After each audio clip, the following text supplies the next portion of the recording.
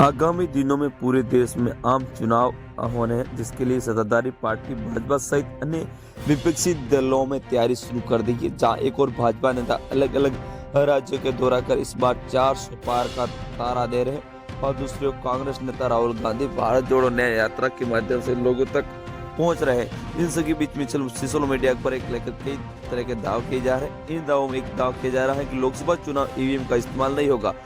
दरअसल ये बात अभी हाल ही में जारी हुई है, जिसमें कहा गया है कि जो 2024 का चुनाव होने वाले लोकसभा के वो ईवीएम से नहीं होंगे, ईवीएम से कारण रद्द किए जाएंगे।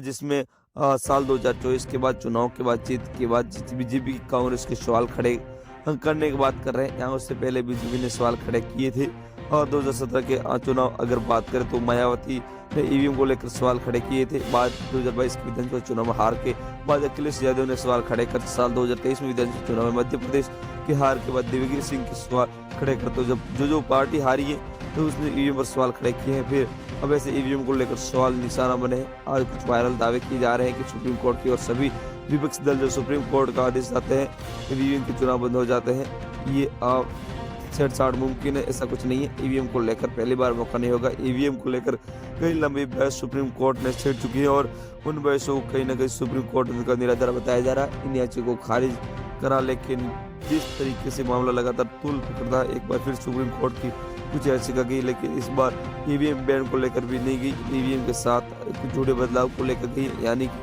वीवीपैट भी पर्ची दिखाता है। जो पर्ची निकलती है उससे ये बात तय हो सकती है कि वोट हुआ है, लेकिन वोट उसी पार्टी को गया या नहीं गया ये कोई बात पुष्टि नहीं होती। कि आपने बीजेपी की वोट दी है तो कांग्रेस को वोट दिया, आपको उसी पर्ची दिखाई जाती है, तो आप क्या पता चलेगा आपको वोट किस पार्टी को गया है।